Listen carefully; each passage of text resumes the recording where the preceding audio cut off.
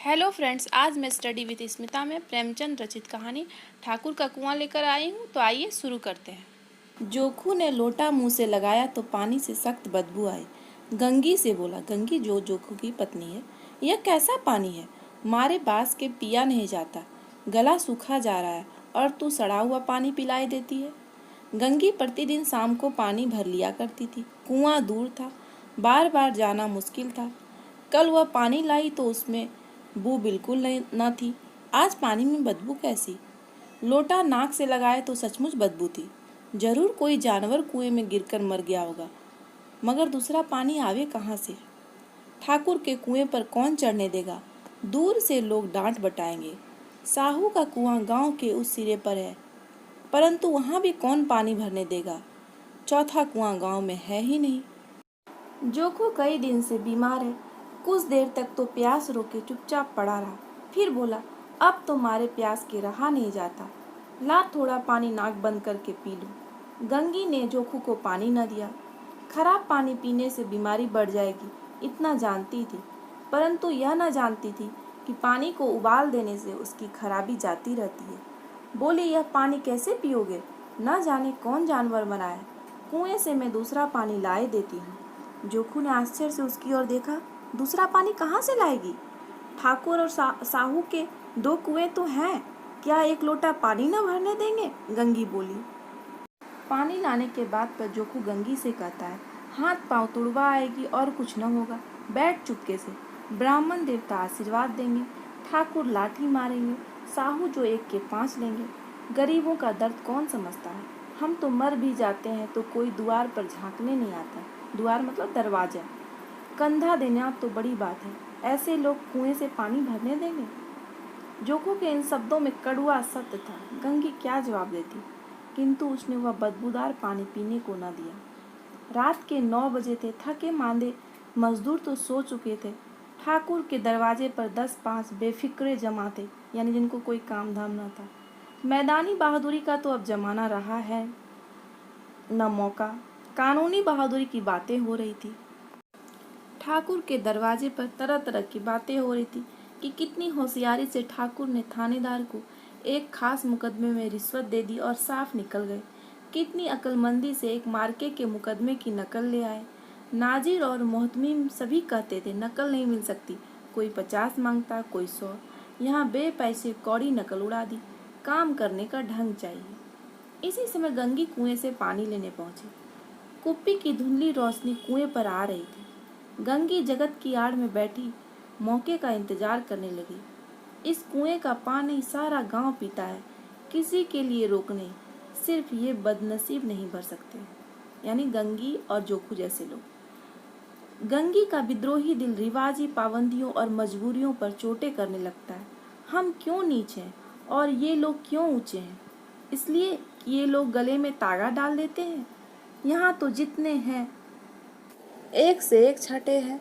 गंगी मन ही मन सोच रही थी, चोरी ये करे, जाल फरेब ये करे, झूठे मुकदमे ये करे। अभी इस ठाकुर ने तो उस दिन बेचारे गडेरिए की एक भेड़ चुरा ली थी और बात को मारकर खा गया। इन्हीं पंडित जी के घर में तो 12 मास जुआ होता है।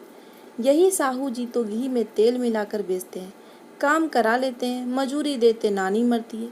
किस बात में हमसे ऊंचे? हाँ, मुंह में हमसे ऊंचे हैं। हम गली गली चिल्लाते नहीं कि हम ऊंचे हैं, हम ऊंचे। कभी गांव में आ जाती हूँ तो रस भरी आंखों से देखने लगते हैं, जैसे सबकी छाती पर सांप लौटने लगता है, परंतु घमंड यह कि हम ऊंचे हैं। गंगी ये सब बात मन में सोच ही रही थी, तभी कुएं पर किसी के आने की आहट हुई। गंगी की छाती धक धक करने लगी, कहीं देख ले तो गजब हो जाए, एक लात भी तो नीचे न पड़े। उसने घड़ा और रस्सी उठा ली और झुककर चलती हुई एक वृक्ष के अंधेरे छाया में जा खड़ी हुई। कब इन लोगों को दया आती है किसी पर? बेचारे महंगू को इतना मारा कि महीनों लहू थूकता रहा, इसलिए तो उसने बेगार न दी थी। उस पर ये लोग ऊंचे बने हैं। कुएं पर 2 स्त्रियां पानी भरने आई थी। इनमें बातें हो रही थी। खाना खाने चले और हुक्म हुआ कि ताज़ा पानी भर लाओ, घड़े के लिए पैसे नहीं है। हम लोगों को आराम से बैठे देखकर जैसे मर्दों को जलन होती है। हाँ, यह तो नहीं हुआ कि कलसिया उठाकर भर लाते, बस हुक्म चला दिया कि ताज़ा पानी लाओ, जैसे हम लौंडिया ही तो है। लौंडिया नहीं तो और क्या हो तुम, रोटी कपड़ा नहीं पाती, 10-5 रुपये छीन झपट के ले ही लेती हो। और लौंडिया कैसी होती है? मत लजाओ दीदी, छीन भर आराम करने को जी तरस कर रह जाता है। इतना काम किसी दूसरे के घर कर देती तो इससे कहीं आराम से रहती। ऊपर से वह एहसान मानता। यहाँ काम करते करते मर जाओ, पर किसी का मुंह ही सीधा नहीं होता। दोनों पानी भर कर चली गई तो गंगी वृक्ष की छाया से निकली, कुएं के जगत के पास आई। बेफिक्रे चले गए थे। ठाकुर भी दरवाजा बंद कर आंगन में सोने जा रहे थे। गंगी ने क्षणिक सुख की सांस ली। किसी तरह मैदान तो साफ हुआ। अमृत चुरा लाने के लिए जो राजकुमार किसी जमाने में गया था, वह भी इतनी सावधानी के साथ और समझबूझ कर न गया होगा। गंगी दबे पांव कुएं के जगत पर चढ़ी। विजय का ऐसा अनुभव उसे पहले कभी नहीं हुआ था। उसने रस्सी का फंदा घड़े में डाला, दाएं बाएं चौकन्नी दृष्टि से देखा, जैसे कोई सिपाही रात को शत्रु के किले में सुराग कर रहा हो। अगर इस समय वह पकड़ी ली गई तो फिर उसके लिए माफ़ी या रियायत की रत्ती भी उम्मीद नहीं। अंत में देवताओं को याद करके उसने कलेजा मजबूत किया और घड़ा कुएं में डाल दिया। घड़े ने पानी में गोता लगाया, बहुत ही आहिस्ता, जरा भी आवाज़ न हुई। गंगी ने 2-4 हाथ जल्दी मारे। घड़ा कुएं के मुंह तक आ पहुंचा। कोई बड़ा सहजोर पहलवान भी इतनी तेजी से उसे न खींच सकता था। गंगी झुकी कि घड़े को पकड़कर जगत पर रखे कि एकाएक ठाकुर साहब का दरवाजा खुल गया। शेर का मुंह इससे अधिक भयानक न होगा। गंगी के हाथ से रस्सी छूट गई। रस्सी के साथ घड़ा धड़ाम से पानी में गिरा और कई क्षण तक पानी में हलकोरों की आवाज़ें सुनाई देती रही।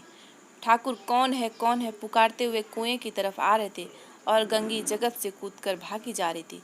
घर पहुंचकर देखा कि जोखू लोटा मुंह से लगाए वही मैला गंदा पानी पी रहा है। ठाकुर का कुआं कहानी में प्रेमचंद ने जोखू और गंगी के माध्यम से दलित समस्या की ओर संकेत किया है। लेकिन अगर प्रेमचंद इस समस्या के साथ इसका समाधान भी देते तो यह कहानी कहीं और ज़्यादा प्रभावशाली हो सकती थी। आपको मेरा यह वीडियो कैसा लगा कमेंट करके ज़रूर बताइएगा। मैं अगले वीडियो में ठाकुर का कुआं संबंधित ऑब्जेक्टिव टाइप क्वेश्चन आंसर दे रही हूँ, तो उसको ज़रूर देखिए। Thank you for watching study with Smita.